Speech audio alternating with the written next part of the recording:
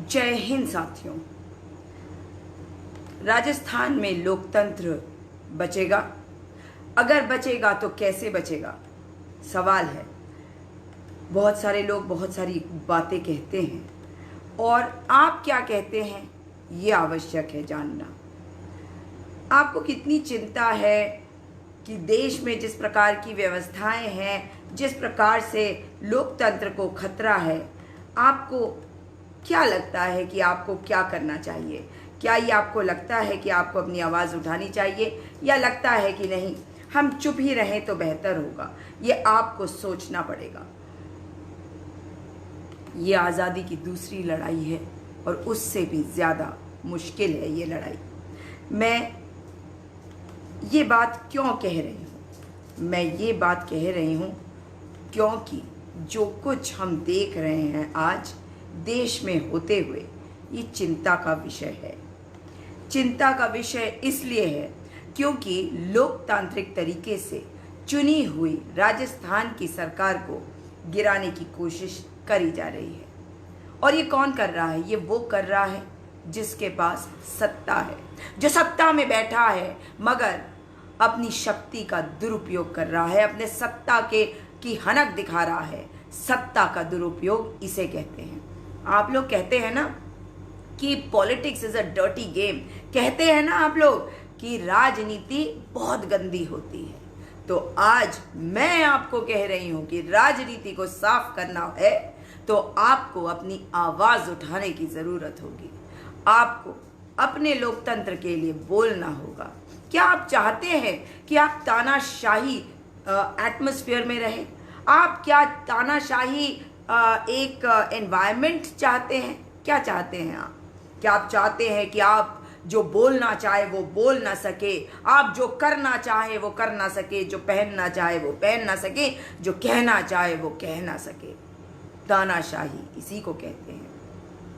राजस्थान में जिस प्रकार से बार बार राजस्थान के महामहिम राज्यपाल से मुख्यमंत्री अशोक गहलोत जी कहते रहे हैं, बार बार निवेदन करते रहे हैं कि वे विधानसभा का सत्र बुलाए, परंतु पहले वो तैयार हो गए और उसके बाद अचानक रातों रात क्या हो गया कि वे मुकर गए इससे। वो तैयार नहीं है।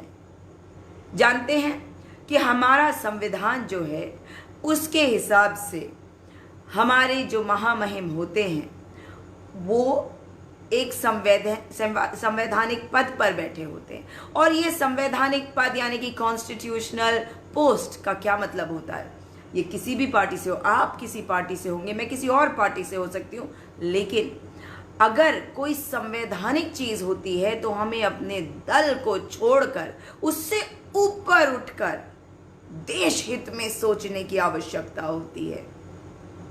जानते हैं जो राज्यपाल होते हैं उनके पास बड़ी शक्ति होती है। उन्हें आवश्यकता होती है कि वे अपनी सोच को न सिर्फ बड़ी करें मगर महान करें, क्योंकि उन्हें सच्चा देशभक्त बनने की आवश्यकता होती है, क्योंकि उन्हें किसी राजनीति में नहीं पड़ने की जरूरत, क्योंकि वे संवैधानिक पद पर होते हैं। उन्हें संविधान की रक्षा का कर्तव्य दिया गया होता है। उनकी ड्यूटी होती है, उनकी रिस्पॉन्सिबिलिटी होती है कि वे संविधान की रक्षा करें। संविधान की रक्षा कौन कर सकता है? वही जो आप कहते हैं ना कि politics is a dirty game, राजनीति बहुत गंदी जगह है। और यही गंदी राजनीति को अब ठीक करने का समय आ गया है। कैसे कर सकते हैं? मैं आपको सिर्फ ये कहूंगी कि अपनी आवाज को बुलंद करिए, कभी गलत शब्दों का इस्तेमाल मत करिए। अब देखते हैं ना किस प्रकार से लोग भगवान की तस्वीरें लगा के अब शब्दों का इस्तेमाल करते हैं। आइए अच्छी राजनीति करें, आइए अच्छा देश बनाए, अच्छे नागरिक बने और अपने देश में सही का राज करवाए। और आप और मैं मिलकर ये करवा सकते हैं। आप मुझे बताइए, क्या आप उन लोगों से कमजोर हैं जो आपको डरा के, धमका के, दबाने की कोशिश करते हैं? साथियों, मौत केवल एक बार आती है, मगर अगर हमारे शरीर का खून देश के नाम हो जाए तो डर खत्म हो जाता है। जिस दिन आप ये ठान लेते हैं कि देश के लिए कुछ कर गुजरना है, उस दिन डर खत्म हो जाएगा। मैं समझती हूं कि आपको सावधानी बरतने की जरूरत पड़ती है, और सावधानी बरतनी जरूरी भी है, क्योंकि हम उनके सामने हैं जो बदले की भावना से काम करते हैं, जो किसी भी स्तर तक जा सकते हैं। आपको एक उदाहरण दूं, हमारे प्रधानमंत्री जी को अगर आप गरीब कहें तो वो उसे भुनाते हैं। वो कहते हैं गरीब माँ के बेटे का मजाक उड़ाते हैं। नहीं, मजाक नहीं उड़ाते। अध्यापिका हूँ, अपने प्रधानमंत्री को कहती हूँ कि काश आपके कोई कुछ बच्चे होते तो मैं कहती आपको कि उन्हें पढ़ा दो, और आपको भी कहूँगी कि अगर आपने ज़्यादा पढ़ाई लिखाई नहीं कर पाए, किसी कारण से भी बहुत लोग नहीं कर पाते, मगर आपके पास देश की बागडोर है। पढ़े लिखे लोगों को सुनिए और उनसे जानिए कि आपका नाम इतिहास में क्या इस तरीके से बनेगा, मगर कैसा होगा आपका नाम, ये कहती मैं उनको। और आप लोगों को कह रही हूं कि आप लोग भी अपनी आवाज को बुलंद इसलिए करिए क्योंकि आप तो कुछ समय के लिए है इस धरती पर, इस दुनिया में, इस देश में। जब आप चले जाएंगे तो आप कैसा भारत दे के जाएंगे अपनी आने वाली पीढ़ियों को सोचिए। आपने देखा कि किस प्रकार से गोवा में, मणिपुर में किस प्रकार से भारतीय जनता पार्टी ने सरकारें बनाई, किस प्रकार से वे जनमत के विरुद्ध जाके सरकारें बनाए। और ये क्यों हुआ? क्योंकि सत्ता का लालच है उनमें। सत्ता आती और जाती है, आज किसी पार्टी के पास, कल किसी और पार्टी के पास। इसके लिए क्या पागल होना आवश्यक है? यही होती है जो गंदी राजनीति, जिसे ठीक करना आपका और मेरा दायित्व है, हमारा कर्तव्य है। आज हम ये कैसे कर सकते हैं? आज राजस्थान की चुनी हुई सरकार को गिराने की कोशिश करी जा रही है, और सरकार देख रही है कि उन्होंने सचिन पायलट जो हैं उनको माध्यम बना के वे सरकार नहीं गिरा पाए। तो अब क्या कर रहे हैं? उन्होंने पैसे का इस्तेमाल किया। आपने वो टेप सुने ही होंगे जिसमें गजेंद्र सिंह शेखावत जी के ऊपर आरोप है कि उन्होंने पैसों की बात करी, किस तरह से कांग्रेसियों को पैसे दिए जाएंगे, सरकार गिराई जाएगी। और फिर सबके सब क्या कर रहे थे? वो कह रहे थे कि ये निजता का हनन है। निजता का हनन क्या होता है? मतलब आपकी पर्सनल प्राइवेट चीज का हनन, उस पर अटैक है। क्यों कहा इन्होंने? इसका मतलब है कि सचमुच में उन टेप्स में इनकी आवाजें हैं। अगर नहीं होती तो क्या ये एसओजी को वॉइस सैंपल्स ना दे देते? कह देते कर लो जो इंक्वायरी करना है। ऐसे ही बोलते हैं ना, जब इनकी बारी होती है तो आपने सुना है ना, अरे कर लो ना। तो क्यों नहीं कर लेते, क्यों नहीं दे देते वॉइस सैंपल? और देखिए कमाल, फिर कहते हैं हम तो कुछ कर ही नहीं रहे, हम सरकार नहीं गिरा रहे, ये तो कांग्रेस का अंदरूनी मामला है। तो कांग्रेस का अंदरूनी मामला है तो तुम बाहर रहो ना उसमें से, ये बाहर नहीं रह रहे। अब आप कहेंगे कि मैं ये कैसे कह रही हूँ? आप देखिए कि मानेसर यानी कि हरियाणा में, जहाँ भारतीय जनता पार्टी की डबल इंजन सरकार है, वहाँ जाते हैं वो वाले विधायक जो सचिन पायलट जी के साथ बताए जा रहे हैं।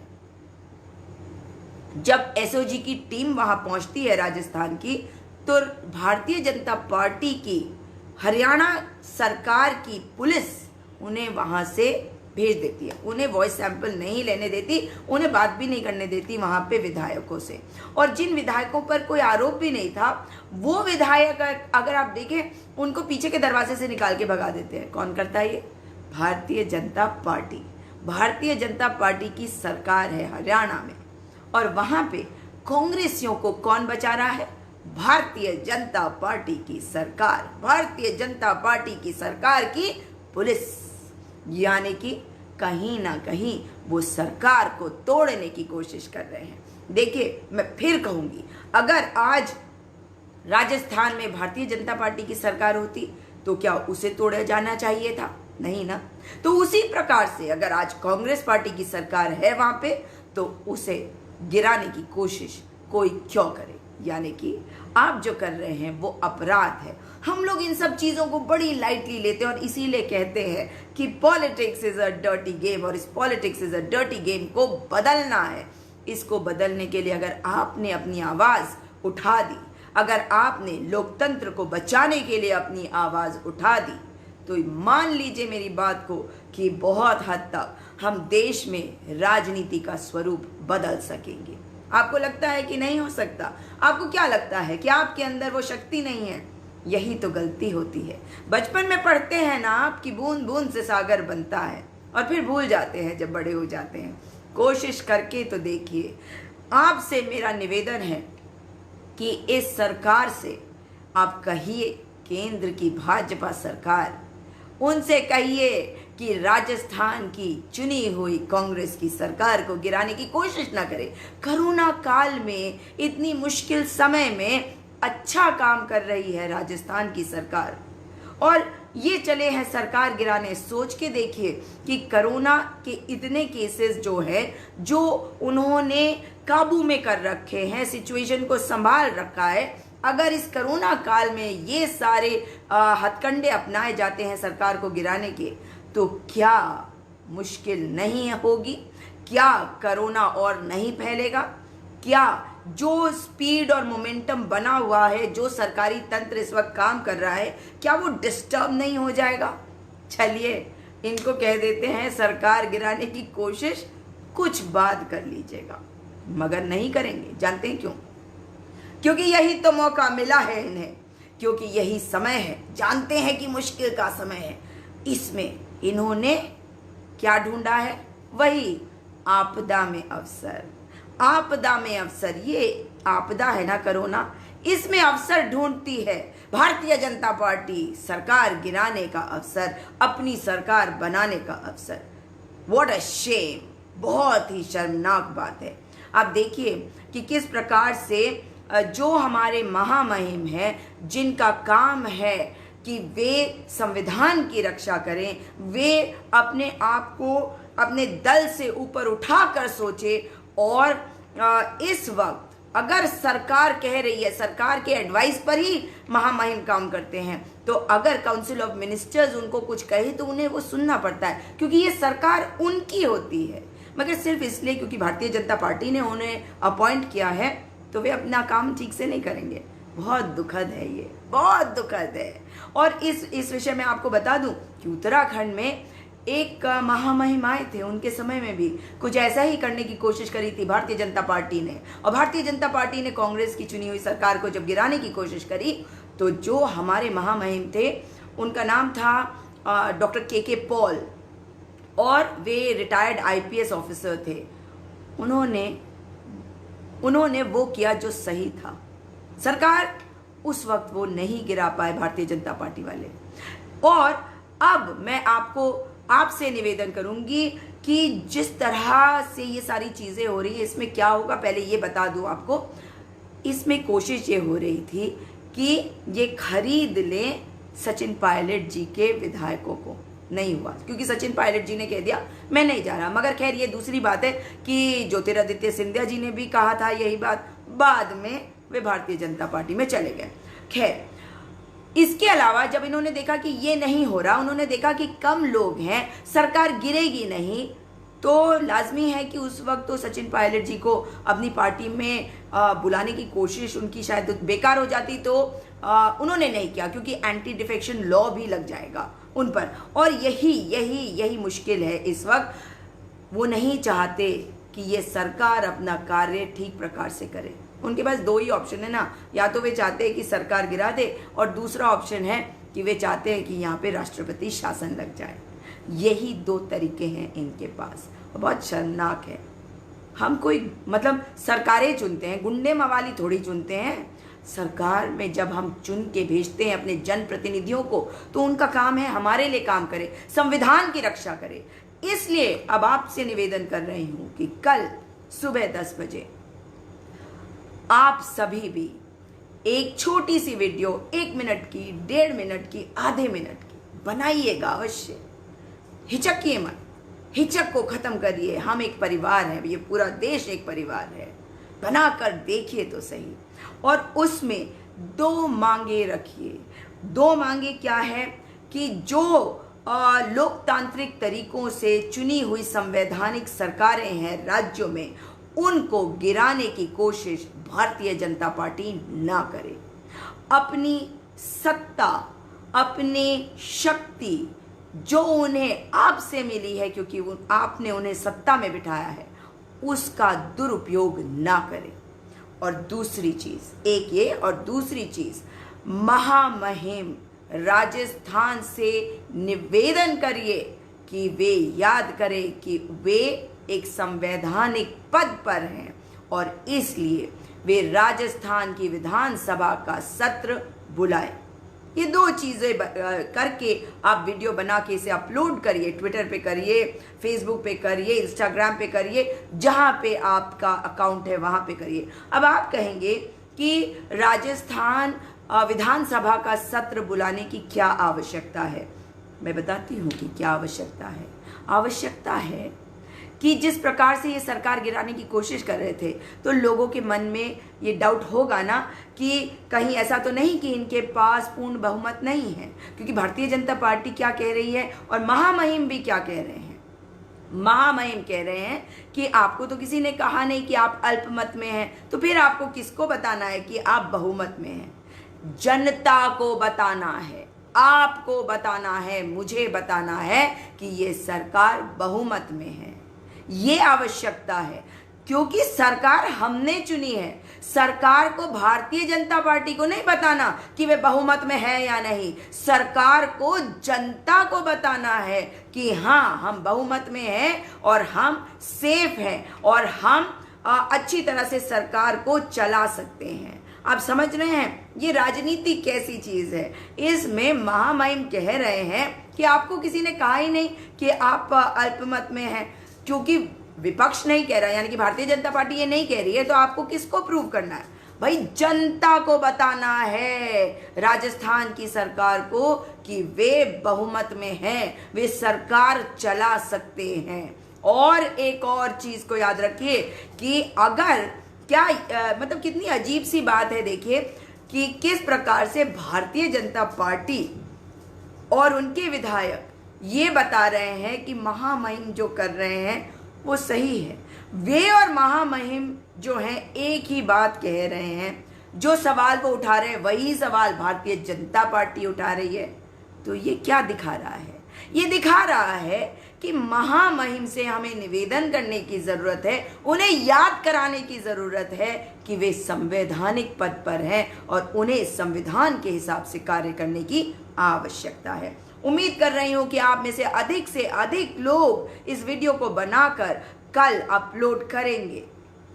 आप सभी का धर्म है ये कि जब इतनी बड़ी मुसीबत अपने देश में आ रखी है, कोरोना काल चल रहा है, तो उस वक्त हम लोकतांत्रिक तरीकों से चुनी हुई सरकारों को जो भी गिराने की कोशिश कर रहा है उसके विरुद्ध आवाज उठाएं और अपने महामहिम को उनका कर्तव्य याद कराएं। ये देश आपका है, ये देश मेरा है।